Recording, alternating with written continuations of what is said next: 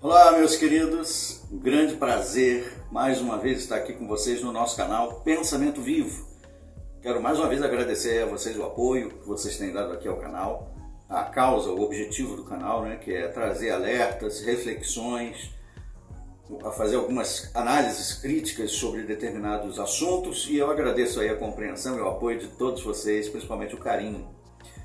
O assunto de hoje que nós vamos tratar aqui nesse breve vídeo, é sobre a repercussão que está tendo a respeito da manifestação que foi feita ontem, no dia 15 de fevereiro de 2025, especialmente lá em Cesário Lange, aproveitando a visita do líder, do presidente, do nosso querido presidente da organização Torre de Vigia de Bíblias e Tratados, nosso querido irmão Robert Cyranko.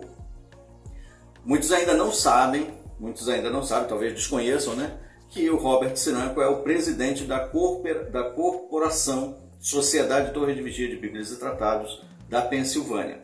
Então vou colocar aqui na descrição desse vídeo os links de algumas das notícias dos tabloides, jornais ao redor do país que fizeram a cobertura ou falaram a respeito do assunto, anunciaram o assunto ou divulgaram que havia acontecido a manifestação em São Paulo.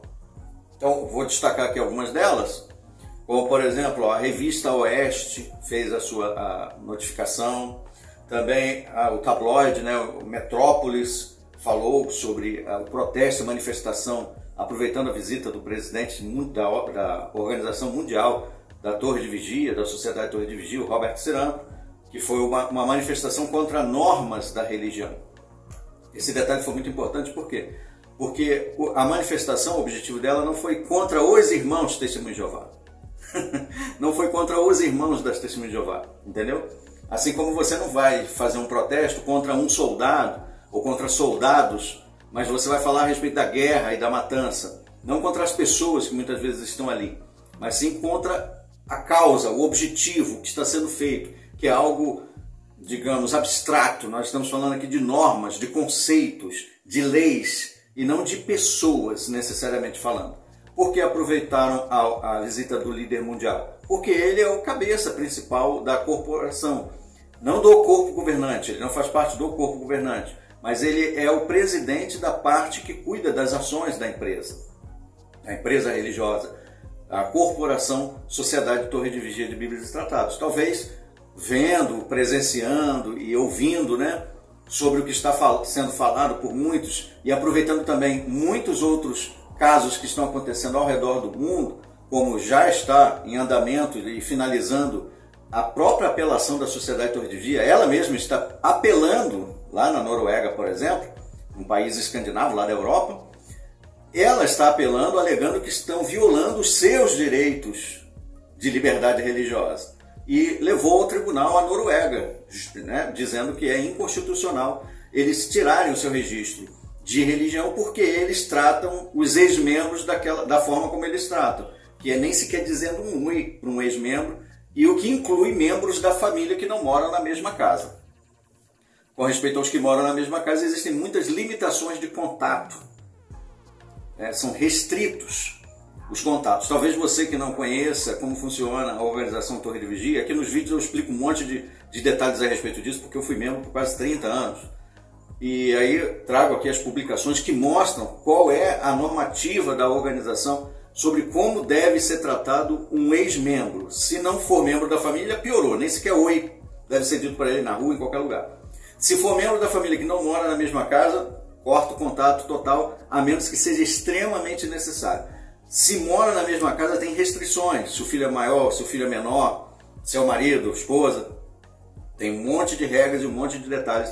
E eu trago aqui diversos vídeos que abordam essas publicações. Eu vou destacar só duas. A revista A Sentinela, 15 de dezembro de 1981. Os dois estudos, páginas 16 a 22 e 22 a 27, que abordam esses dois assuntos aí. O desassociado qualquer um, que é um ex-membro, e o outro estudo que fala sobre quando um parente é desassociado. E o livro Mantenha-se no Amor de Deus, no apêndice, página 207 a 209, como encarar a desassociação, como tratar uma pessoa desassociada. ou um ex-membro de modo geral, como diz lá na nota ao pé da página, que é chamado de dissociado, aquele que saiu voluntariamente. Então tudo isso aí está nas suas próprias publicações, né? Não precisamos ficar inventando, fazendo conjecturas, né? Supondo como é que deve ou não deve, está normatizado. Eu ainda destaco mais, o livro, além disso, tem o manual normativo dos anciãos, que usam esse manual para julgar as pessoas que violam as normas da organização.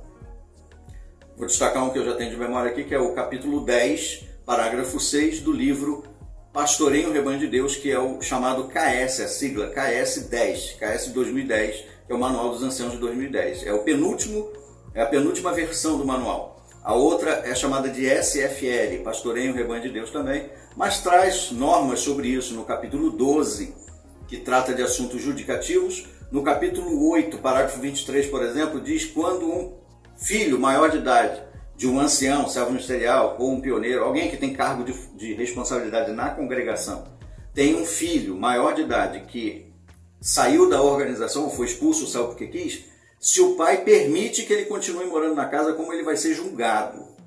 Tudo isso está normatizado, não é invenção. Então, foi notificado assim, contra normas da religião. A manifestação não foi contra a religião, não foi contra as pessoas da religião, mas contra as normas, contra essas diretrizes ou diretivas, né? Temos também aqui uma outra publicação, que é o JP, o seu jornal, também notificou esse assunto.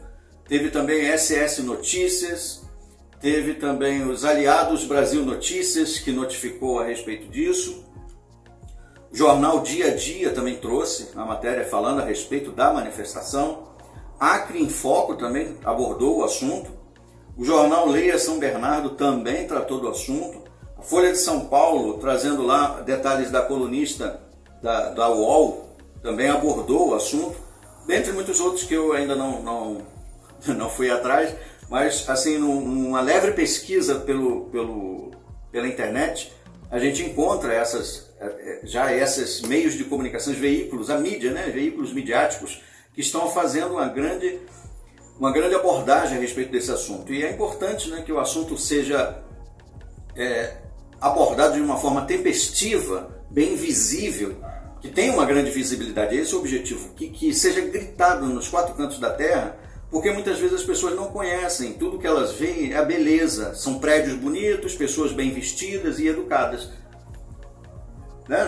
Mais uma vez, não queremos dizer que as pessoas são ruins, os membros, mas os membros são forçados psicologicamente pela programação de ensino, acreditando que a liderança são homens, né, divinos, inspirados, ungidos com o Espírito Santo, e portanto o que eles dizem é como se fosse Deus falando. Então isso é um perigo muito grande, porque as pessoas são levadas a tratar o seu próximo, o ser humano, de uma forma que não tem nada a ver com os direitos humanos, violando os direitos humanos. Como dizem ser cristãos, violando até mesmo a lei do Cristo, que Jesus nunca ensinou esse tipo de tratamento para as pessoas. E uma coisa que também preocupa bastante, que eu queria falar, são alguns comentários que alguns fizeram, né, a respeito porque tem alguns que são contra que você reclame disso, que você fale sobre isso. Existem pessoas que não querem que você abra a boca, que você fale nada, que você fique quieto, com respeito a coisas que incomodam pessoas que têm coração, que têm sensibilidade e empatia. Então existem pessoas, né, no planeta Terra, existem pessoas de todo tipo, né? Pessoas boas, pessoas ruins, pessoas cruéis, psicopatas, existem pessoas caridosas, pessoas generosas, amorosas, também existem pessoas ruins, demoníacas. E aí a pergunta que fizeram, alguns falaram, né, assim, Alexandre, a quem interessa que não se fale sobre esse assunto? Na minha opinião, pessoas que não querem que fale sobre esse assunto são pessoas que não têm empatia, que não têm sensibilidade com a dor do próximo, que não se importam com os outros, só se importam consigo mesmo. São pessoas egoístas, egocêntricas, que acham que o mundo todo gira só ao redor dela e os outros pouco importa, desde que ela esteja bem, se lasque os outros. A outra pergunta que fizeram, a quem interessa que não se fale a respeito da questão das duas testemunhas, da regra das duas testemunhas? Eu já abordei esse assunto das duas testemunhas, biblicamente falando, aqui no canal. Mas juridicamente também, né? Esse assunto, a quem interessa que não se investigue, como foi feita uma campanha, o Ministério Público, por exemplo, acho que foi em 2019, 2020, Até o SBT Repórter trouxe esse assunto, que eles iam investigar determinada religião que tem a regra das duas testemunhas. Ou seja, se uma criança acusar alguém de que aquele adulto, mexeu com ela de uma forma imprópria, o assunto só pode ser levado a sério e levado à frente se houver duas testemunhas do caso. E aí, inclusive, o repórter do SBT falou, isso é um absurdo e tal. O Ministério Público começou a investigar porque algumas determinadas religiões guardam esses assuntos em arquivos confidenciais. E aí a pergunta que um querido escreveu numa certa ocasião foi: a quem interessa? Ou comentou, não lembro, se foi um comentário feito num vídeo ou se foi um comentário digitado. A quem interessa que não se investigue esses assuntos confidenciais? Talvez pessoas, aí isso foi a opinião de alguns, né? Pessoas que não querem que esses assuntos sejam trazidos à tona são pessoas que têm, usou uma expressão, né? O rabo preso, foi a expressão utilizada. Pessoas que talvez tenham o rabo preso com esse tipo de assunto, não querem que esse assunto venha à tona. Por quê? Porque pode acabar cavucando ali o assunto, trazer assuntos a respeito dela mesma. Então, por isso essa pergunta foi preocupante, né?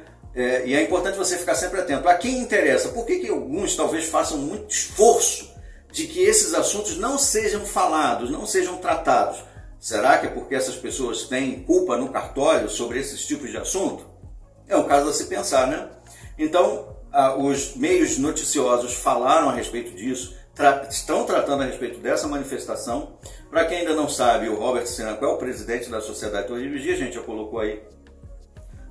Está lá no próprio site oficial, né, que fala a respeito da corporação. Sociedade Torre de Vigia é uma corporação. E se você fizer uma pesquisa breve, por exemplo, no Wikipedia, você vai ver lá a respeito da Sociedade Torre de Vigia e pergunta lá quem é o presidente da Sociedade Torre de Vigia. Antes dele era como é o nome? Don Adams. Don Adams foi o presidente da Sociedade Torre de Vigia, foi o primeiro nessa modalidade nova que começou nos anos 2000 e pouco. Antes, o presidente da sociedade era o próprio presidente do corpo governante. Depois dos anos 2000, isso mudou. Se desvinculou a parte corporativa, o CNPJ, da parte teocrática, entre aspas, né, teológica, que é a parte espiritual de ensino. O corpo governante ficou cuidando da parte de ensino e o presidente ficou cuidando, junto com a sua junta de diretores, da parte jurídica, da corporação. Então, o presidente dessa parte jurídica é o Robert Siranco. Correto? Qualquer dúvida, coloquem aí nos comentários, qualquer observação, o que vocês quiserem falar a respeito do assunto, fique à vontade. Lembrando sempre de comentários não ofensivos, não agressivos, sem palavrão, sem xingamento, nada que possa ser vetado. Naturalmente eu vou analisar, vou fazer a moderação dos comentários para ver até que ponto o comentário pode ser aprovado. Mas eu agradeço desde já a atenção de vocês. Aguardemos os nossos próximos vídeos. Até lá!